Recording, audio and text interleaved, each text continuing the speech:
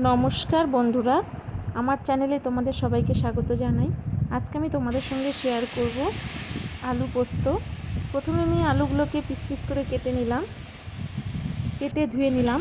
এরপরে মিক্সচারে ব্লেন্ড করে নেব শুকনো লঙ্কা, কাঁচা লঙ্কা, আর দিয়ে দেব 5-6টা কাজু বাদাম, আর পরিমাণ মতো পোস্ত, আর জিরে, হাফ চামচ জিরে দিয়ে দিলাম।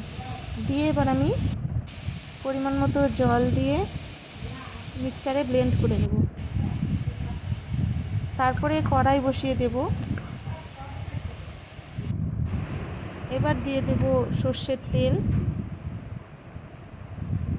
তেলটা যখন গরম হয়ে আসবে তখন ফোড়নে দিয়ে দেব কালো জিরে, শুকনো লঙ্কা, তেজপাতা দিয়ে এবার আমি দিয়ে দেব কেটে রাখা আলু। পোস্ত বাটাতে কিন্তু কালো জিরেটাই ফোড়ন দিতে হয়। কালো জিরেটা ফোড়ন দিলে বেশ আলাদা একটা ফ্লেভার আসে। এরপরে স্বাদ মতো লবণ হলুদ দিয়ে আলুটা ভেজে নিতে হবে। আলুটা ধীরে ধীরে ভাজতে হবে।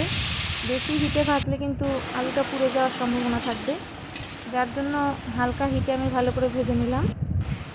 এরপরে দিয়ে দেব মশলা বাটা। দিয়ে দিলাম কাজু, পোস্ত, জিরে, লঙ্কা বাটা দিয়ে একটু নেড়ে চেড়ে জল দিয়ে দেবো। পোস্ত কিন্তু বেশি ভাজা যাবে না, পোস্ত বেশি ভাজলে পোস্তের টেস্ট নষ্ট হয়ে যাবে, যার জন্য হালকা নেড়ে চেড়ে জল দিয়ে দিতে হবে। আমি সেই বাটি ধোয়া জলটাই দিয়ে দিলাম, যেহেতু মশলা লেগেছিল বাটিতে। পরিমাণ মতো জল দিতে হবে।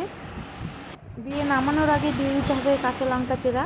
কাঁচা লঙ্কাটা নামানোর আগে দিতে হবে, তাহলে কাঁচা লঙ্কার টেস্টটা আসে।